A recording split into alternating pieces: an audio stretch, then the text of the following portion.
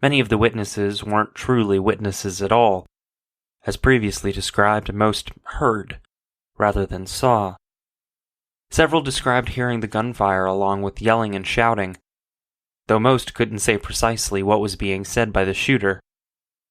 Crisis teams were also called in to aid both first responder and shooting survivors. Kirkersville Main Street was shut down for a period of time as the various police agencies worked the scene and investigated. Investigators later discovered one of Hank's cars, which was parked at a Pilot Flying J, which is a chain of truck stops and gas stations. The Flying J was located about 1.5 miles from the care home. 38-year-old Chief Stephen DeSario, who was known to others by his middle name, Eric, was born in Salem, Ohio on February 2, 1979. He graduated from Washington City Schools in Washington Courthouse, Ohio in 1997, where he was a proud member of the DARE program.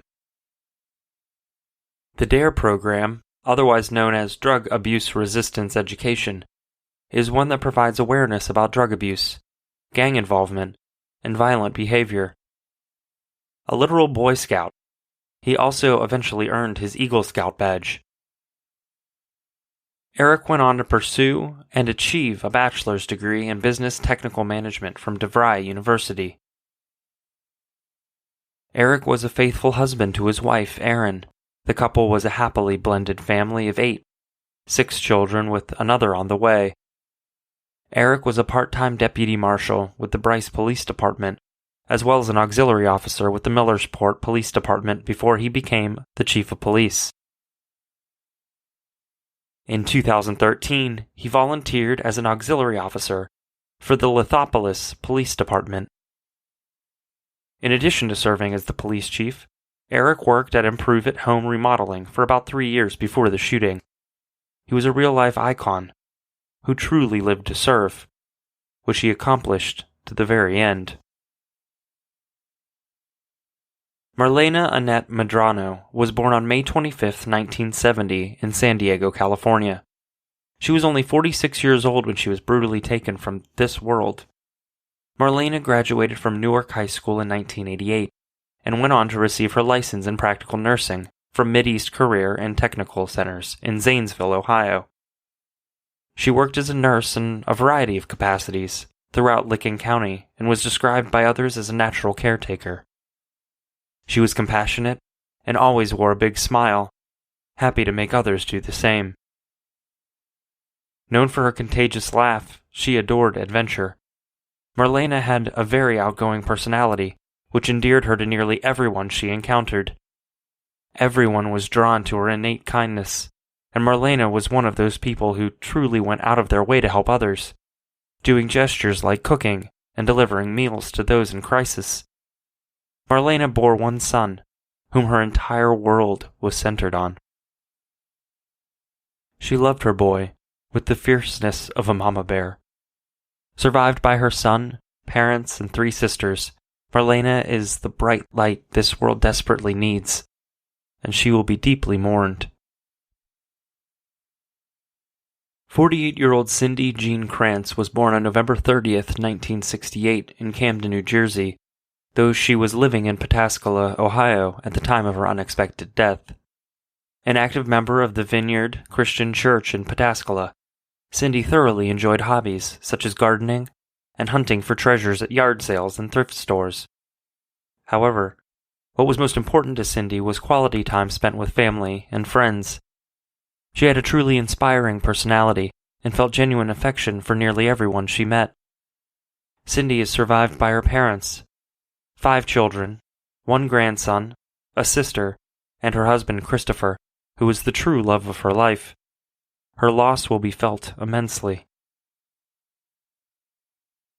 43-year-old Hank was born on October 7, 1973, in Vernon, Ohio. A towering man who stood 6 foot 3 inches and weighed about 215 pounds. He was bald-headed, but wore a goatee. Hank was a member of the Newark Eagles, and thoroughly enjoyed outdoor hobbies such as hunting, fishing, working on cars, and riding motorcycles. He was particularly close to his father, yet he maintained a special bond with both folks, who were still alive at the time of the shooting. He also had a sister and one son when the shooting took place. As previously mentioned, little additional background on Hank was located, except his lengthy, violent, and sometimes criminal behavior towards his ex, Marlena. It is those incidents that we will delve a little deeper into. This alarming behavior shows precisely how quickly Hank escalated to the point when he made the awful choice to brutally murder his ex, and anyone that tried to stand in his way. Active shooter, reports of an active shooter, mass casualty incidents.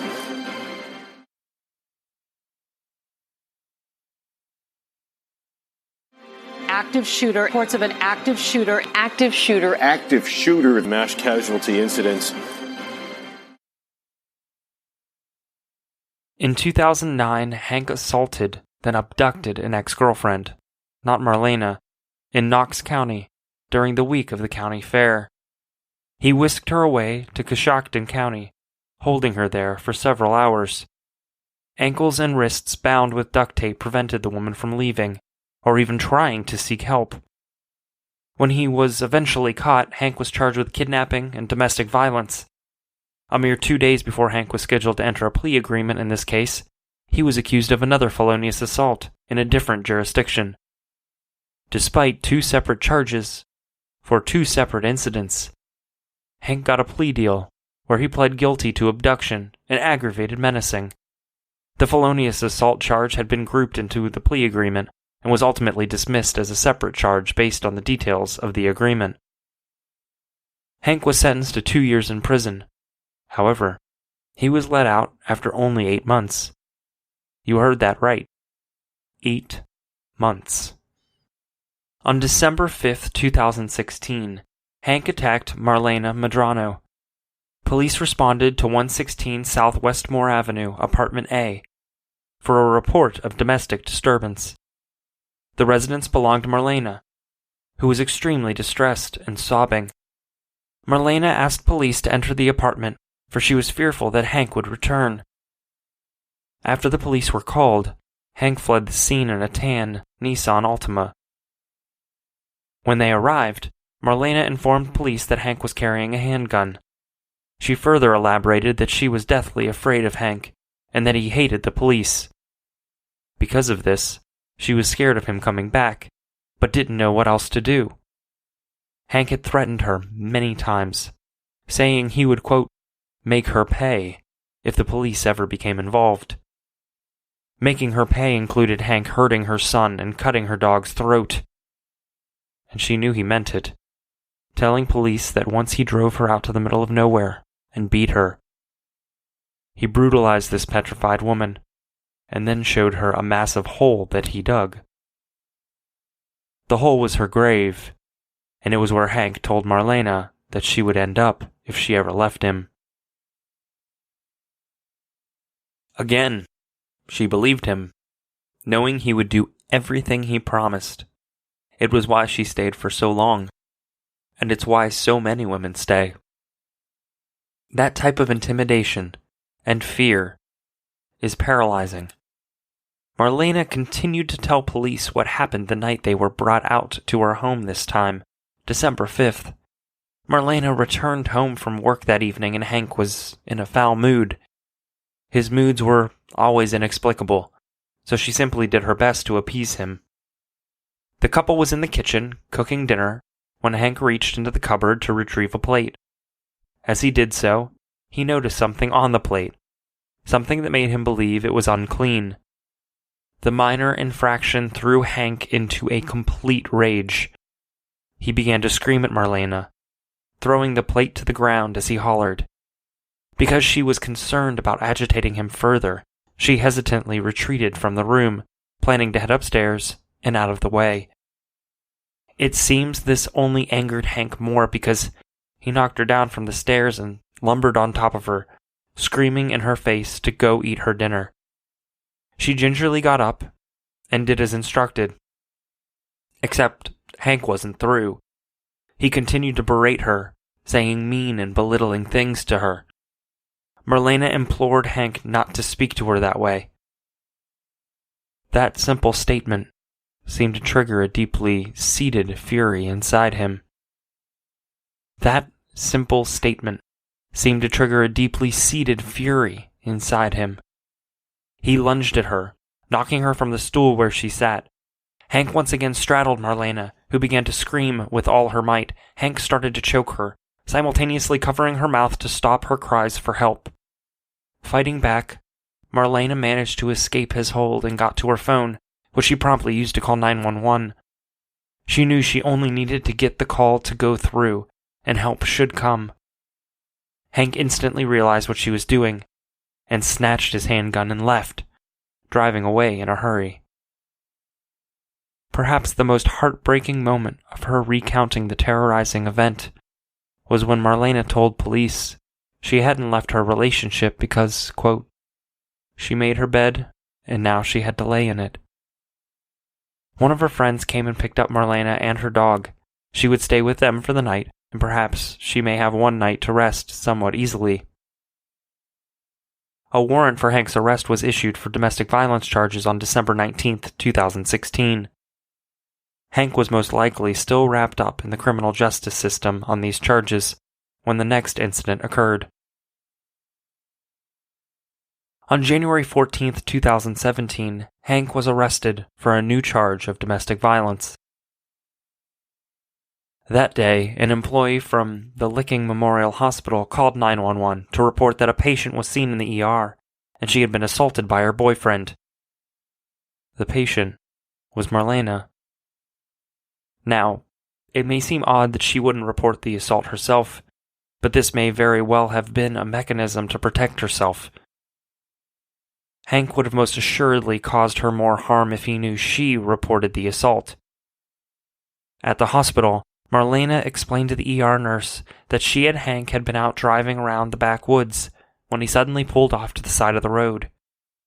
He spontaneously proposed marriage to Marlena, which she was not expecting, but wasn't unagreeable to. Hank presented her a ring he said he purchased at a bar. Marlena said she would marry him, but didn't want a ring he bought from a bar.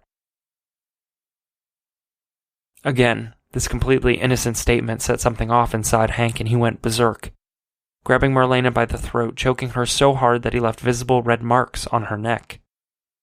As she struggled, trying to free herself, Hank headbutted her, causing a serious laceration on her forehead, nearly an inch in length. Marlena jumped from the car and started to run as fast as her legs could carry her. Without hesitation, Hank got out and gave chase, catching her quickly and tackling her to the ground. He started to punch her, striking her 6 times in the face and head. Marlena had tried to call for help, but Hank took her phone, preventing her from any kind of contact with anyone. The area was remote, making screaming for help seem futile. All of a sudden, and quite inexplicably, Hank used Marlena's phone and called his father, telling him to come and pick up Marlena, which he did. When Hank's parents arrived to get Marlena, they took her to the hospital. Once there, the staff called the police, who arrived to investigate. Marlena fearfully told police she didn't want Hank's family to know she was talking to them. She only wanted to go home and rest, and Hank's family was willing to take her there. Police agreed to release her, telling her to call 911 immediately if Hank showed up at her home. A short time later, Marlena called 911, telling the dispatcher that she was worried sick that Hank was going to come home. He kept on calling her, and she was afraid. The dispatcher told her that if he showed up, call back straight away. Once again, Marlena called 911, telling the dispatcher that Hank called saying he was coming over. Police were instantly sent to the home, and when they arrived, Hank was there. Police cautiously approached him and asked what was going on that evening.